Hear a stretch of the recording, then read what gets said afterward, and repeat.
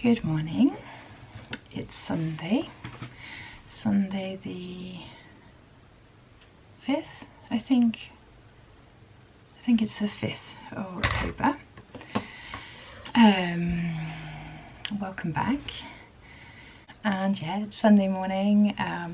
The sun has just come back out, so I probably don't really need to be wearing a thick tunic this morning, but I was a bit cold when I woke up, and I'm really excited. We've just slightly started getting the winter woolens out of their bag and like just refreshing them and stuff, and this is a lovely neckerchief that my dear friend Mimi very sweetly knitted for me a few years ago.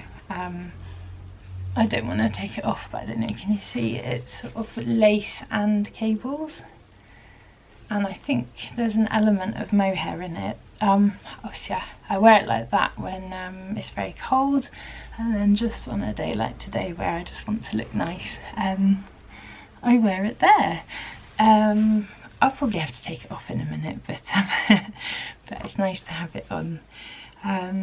Yes, so I'm not really sure of our plans for the day. I think later we'll go take the children down to the bike park, which will be nice. I probably won't film that, so yeah, I wanted to just drop in. I want to say thank you for all the incredibly kind comments that have been left on yesterday's vlog.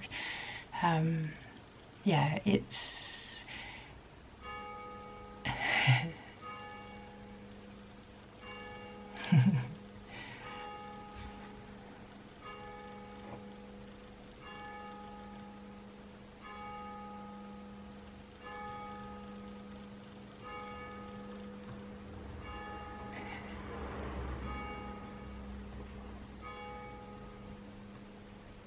it's midday. I don't know if you could hear that. We live right by the village church, so yeah, it's always good to know what time it is in the day. Yeah, thank you for your words on day 3's vlog. It's really, I felt very vulnerable sharing what I did, but I'm glad I did. I think I needed to say it to somebody, even if you are all strangers on the internet. And yeah, I was thinking after, like, my content is very, like, I talk about it a lot. I do get worried that it's sort of a bit boring for people, I don't know, but I think at the moment it's not that my life revolves around my health, but it's a big part of my life at the moment. I'm hoping that in a few years' time it will sort of calm and it won't be so prominent, but at the moment it is. It's a big part of our family life, and that's in case you didn't hear it the first time. And yes, I am really grateful that I'm allowed to, that I'm able to have this space to share, because it's part of my life. So yeah, and it always makes me feel sad when people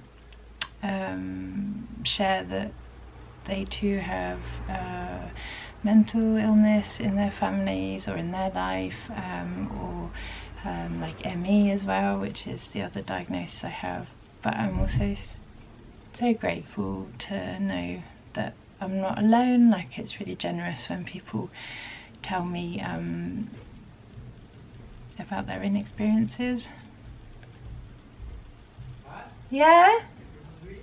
Oh, I'm getting there. Huh? Yeah, getting there. Yeah, sorry, lots of movement downstairs. The children were just watching a film with my husband, and that's sort of a little treat on a Sunday morning. Yeah, thank you. Oh, more bells. Thank you, and yeah, I'm also so grateful that I have creative work in my life. Really gives me a chance to express myself and express myself about different things, and sort of yeah, yeah, just have an outlet, a creative outlet. I think it's really important to have. So yeah, it's really, that's a real bonus, I think, to my life. So now I'm not sure what order they're going to be in, but I'm going to just put in some little segments that I recorded the other day. One is about my crochet blanket, and I'm also talking about doing mending in that. Someone else coming upstairs, and I'll let Fran of the past explain, but I'll just show you what I'm going to be doing today. So I have some things to mend. I'm not sure if I'll be able to get all this done today, but so I've got this beautiful jumper that was knitted by Josh Moll in Mocha yarn, I think you say, held double, and I believe the blue is indigo dyed, and it's a fairly simple mend. It's just the hem. Hello! Hello. We watched the film. Yeah, was it about the geese? Yeah. I think it was really fun. It was frightening. But yeah, because there's the boy went away in a sort of like machine. Yeah. I don't know. A thing that can fly? Yeah. Like with a sail on, and then it has a motor? Yeah, and he can go on the sea too. Can he? Yeah. Did he run away? Yes. Oh, from his mum and dad, or? From his mum and dad, Okay. but otherwise then they found. Do you know why he did that? Why? Because the policeman wanted to kill the lizard, and Oh. he went away with them. Ah, he was trying to save the geese. Yeah.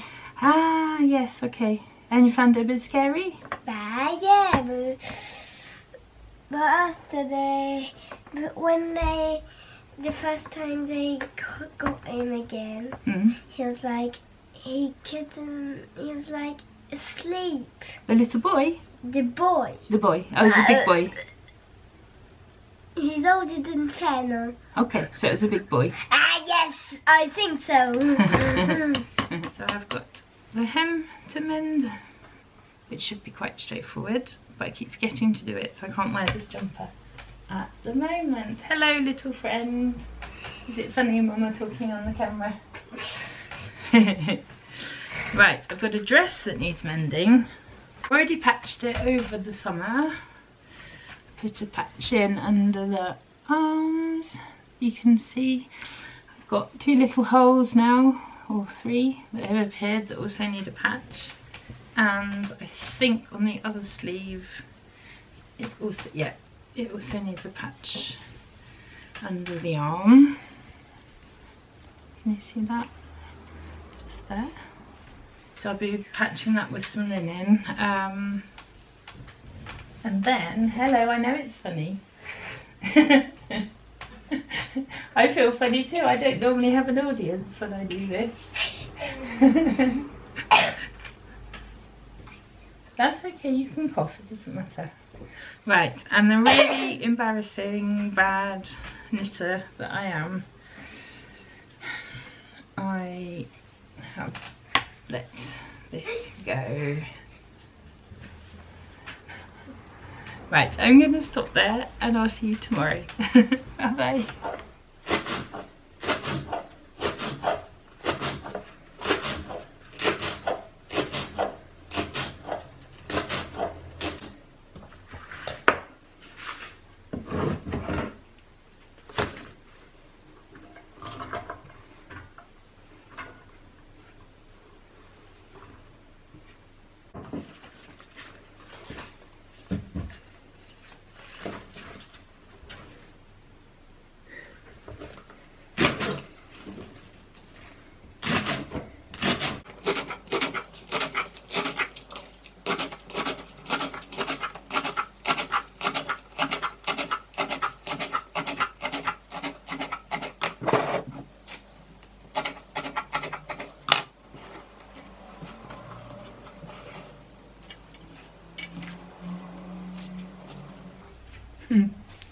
Hello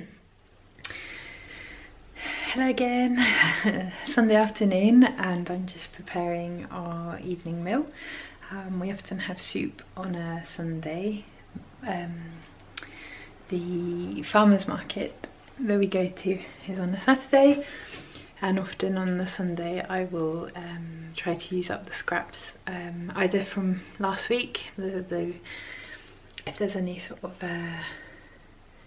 vegetable scraps that we haven't quite eaten, I'll throw them in. And also I tend to use like the green ends of leeks and things for soup, with a bit of potato and some red lentils. So that is our leek and potato soup, which is one I grew up eating and I really love. So I'm still in my tunic and my neck scarf. It's actually quite cold outside now. I sat out with the children a little bit after lunch. I was doing some knitting, and they were playing various things. They've now gone out, or they're out at the park with my husband, and hopefully they'll have found some friends there. So I just had a little bit of quiet this afternoon. I'm trying to sort of, let's get the stool, be more comfy.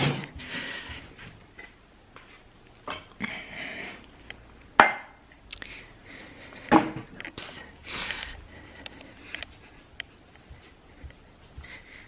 I like this little spot in my kitchen. Just sit and chat with you.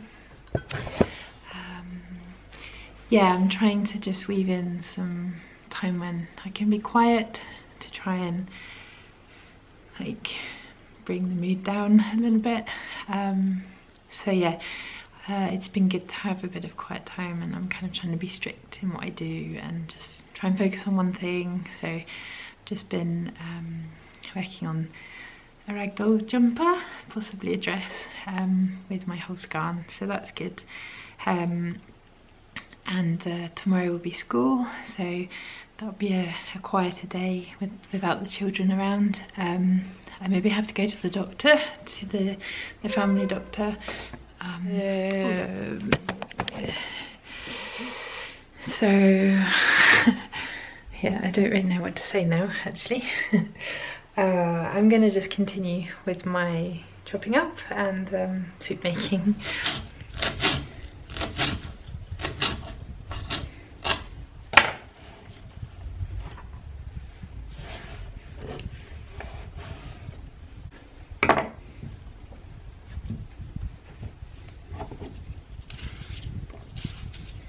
Yeah, we have soup once a week. I grew up having soup with my family once a week, and it's always like a really kind of hearty thick soup. So I thicken it with red lentils generally, which gives us some protein, and then I just put in whatever vegetable we have.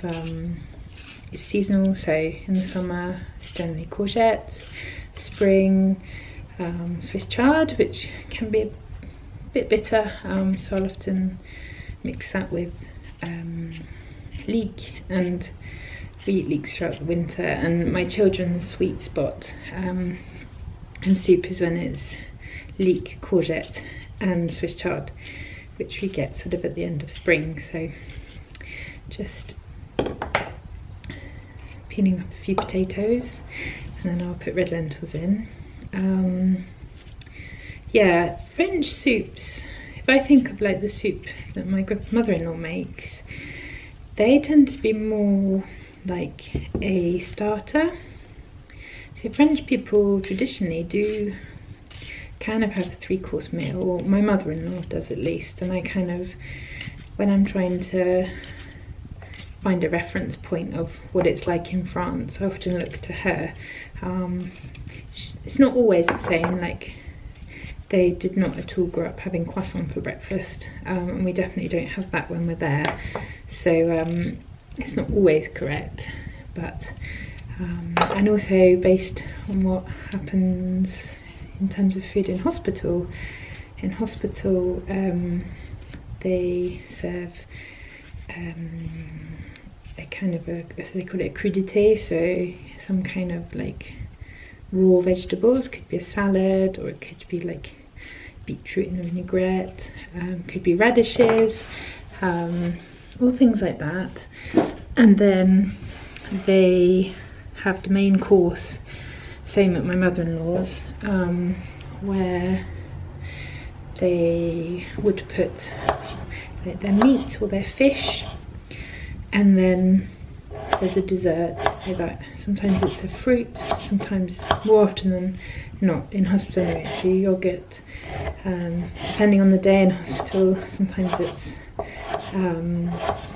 like a piece of cheese as well. My mother-in-law's we tend to have cheese after the meal, and yeah, that's how traditionally French families eat. I don't think it's called the norm anymore with young families. Say like with the soup that I'm making, this is like soup that I had at home in England, and in our family soup would be like the main meal. There wouldn't sort of be anything else after that.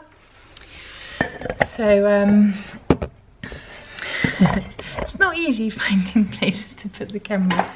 You're currently in my store cupboard, which is helpful because I can get my red lentils. We tend to buy our food as much as possible from a local food co-op that we're members of. So everything there is organic, and then it's at cost price. They're able to buy large quantities of it, and it's all like in bulk, so we can like ask for a kilo of lentils, and then we take our own containers. Or I just ran out of room on my camera card. There's a lot of filming going on at the moment, so yeah, I need to transfer that off as soon as I can. I can't remember what I was talking about. I know it was about buying in bulk, buying cost price. Oh yeah, we're mainly vegetarian. Sorry. Yes, we're mainly vegetarian. We have been ever since my husband and I have lived together, so 2010, I think. We will occasionally eat meat, generally just if we're with family and there's kind of no alternative. We do eat fish once a week. We try to have oily fish, and that's kind of for health reasons. And our son, interestingly, has sort of recently decided that he wants to be more strict as a vegetarian. He's kind of discovering sort of the ethical questions surrounding meat production, which is really interesting. He's now 10, so we have lots of interesting chats about that. Yeah, so we eat a lot of pulses, a lot of like dried beans, lentils, kidney beans. We like making hummus with chickpeas, split pea, dal. We really love Indian inspired cuisine, so like sagaloo, potatoes and spinach. I generally will make a curry once a week, and we'll use tofu in that. We try not to eat too much tofu, soya based products, but some weeks we eat, my husband and I at lunchtime will eat tempeh, which is kind of our sort of treat on a Monday and a Tuesday, because the children don't like it, so we kind of eat everything we want to on those days, like lots of fresh veg, fresh fruit. My husband's done a great job the last couple of weeks finding us pears, figs, apples, like going and picking stuff in friends' gardens who they don't have the time to pick it, or just lending a hand and coming back with like a tray full of pears. We've been making compote, so like stewed apples, stewed fruit. When we got back from our summer holiday, the plum tree in our garden was just heaving with plums, so he made 5 jars of of jam, and I'm just looking at the remnants of, so this is the leftover, it's nearly finished. Oh, can't really see it. It's so sloe berries, which you may have heard of for making sloe gin. It's quite popular beverage to make in the UK. And so in French they're called prunelles, and which means wild plum. So they're a fruit, a very small fruit with like a large stone inside, and when you eat them they're like really sour. And they sort of have that weird, a bit like rhubarb, sort of sticks your teeth kind of thing. But so if you pick them after the first frost, they're then what in French is called blettes, so they're you can sort of make things with them. So we harvested a load of these prunelles, and we asked our neighbour to put them in his freezer because we don't have a freezer. And then my husband one evening just made this wild plum sloe jam, which has been really fun. He didn't call it jam actually, he called it raw jam, I think. He followed a French recipe with basically a very considerably reduced amount of sugar. It's quite sour, the children don't like it. I don't put it on bread, it's not quite that, but I love it in yoghurt, so we make our own yoghurt as well. I'm right next to the yoghurt maker, so we make yoghurt a couple of times a week. We used to do it just in a milk bottle, a glass milk bottle on the radiator in the winter. That used to work quite well, but it would only hold like a litre of milk, so, oh no actually, but these are a litre. We just find it easier to make them in these little jars, and it's a yoghurt maker we got second hand, and my mother-in-law makes it with full fat milk, UHT full fat milk. It's quite difficult to buy fresh milk here in France. It's not really in sort of French people's routines. I've always like understood that in the UK fresh milk is really important. I'm just old enough to remember the milk float coming around and having glass bottles of milk left on the doorstep, with a little silver like lid of like tin foil that you'd pull off. And I don't think it ever happened with us, but there are stories of like tiny little birds like blue tits coming down, or robins, and pecking a hole in the lids and then like eating the cream. So yeah, I've always kind of understood that for British people fresh milk is really important, and fresh bread less so, whereas in France fresh bread is really important and fresh milk less so. So it's very easy though, because by making with UHT you don't have to heat up the milk. So sorry, I'm jumping around a bit. That's just a little bit about our eating habits. We try to get our fresh stuff from the farmers market, support local growers. When we do use the local organic shop, all the fruit and veg is loose, so there's no plastic involved. You can help yourself to your carrots. Everything's put in paper bags. We try to reuse our paper bags, so we'll take our own. Eggs we buy, you put them in yourself. What else? They have big bulk kind of containers where you can also get bulk items, like you're on a jar that's got Kilner jar that's got oats in, that I had to buy the other day because we'd run out.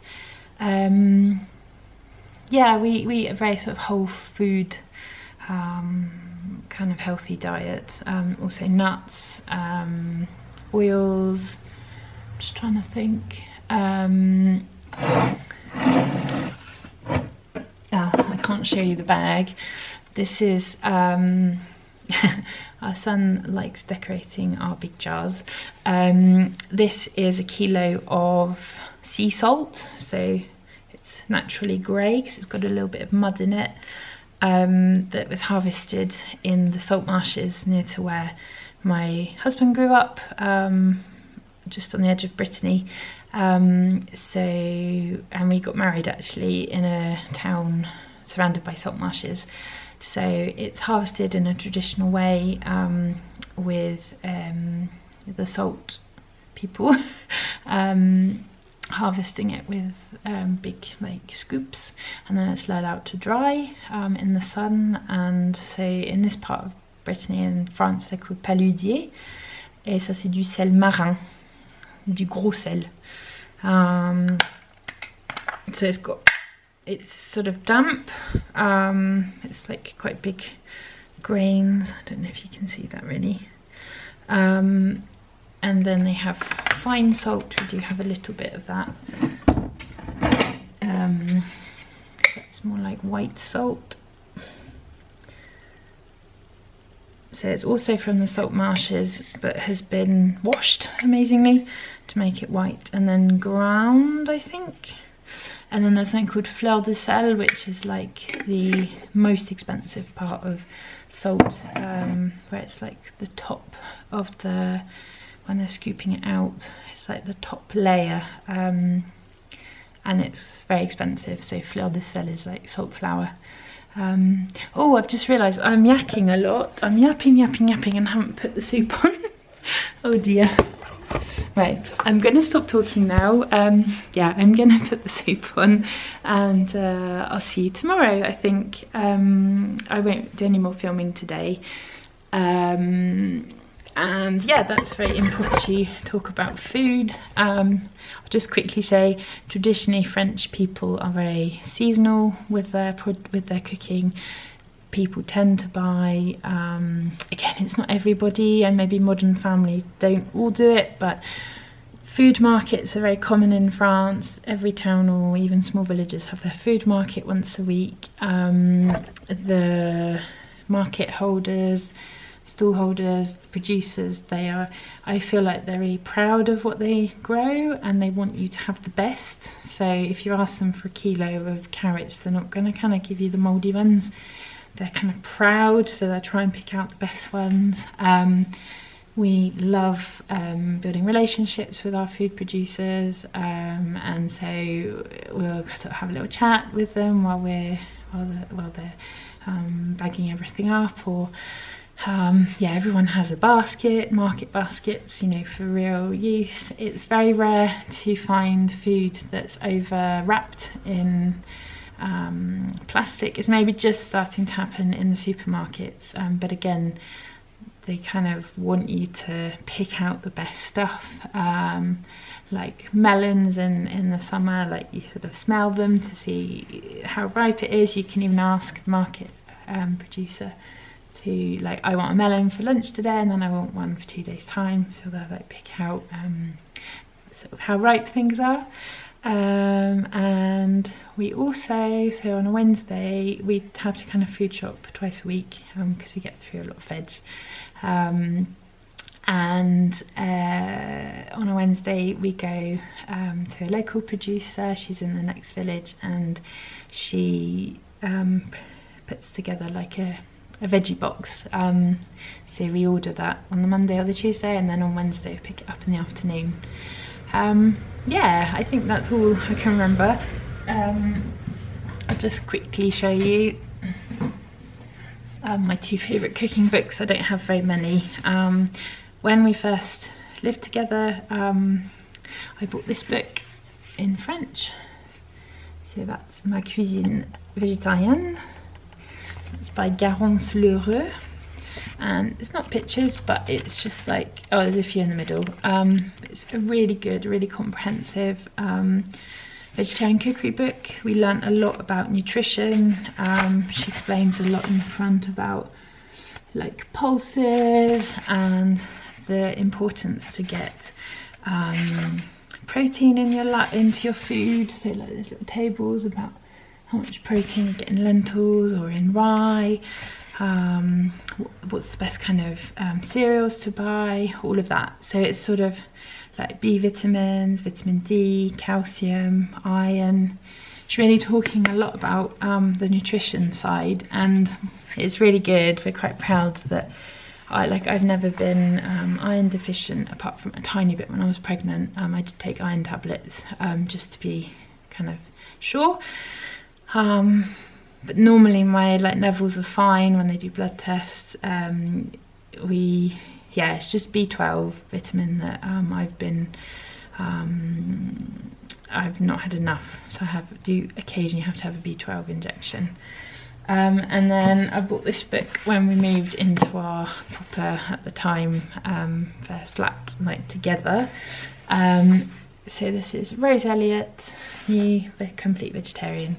She is my queen of vegetarian cookery. It's a really, really good book with, it's not crammed full of photos, but again, she'll explain different nuts, how to, so choosing pulses, preparation of pulses, washing, soaking, rinsing, cooking, pressure cooker, slow cooker, the different types of pulses that are available, all those kind of things. So yeah, somebody asked about food, so I hope that answers your question, and see you tomorrow.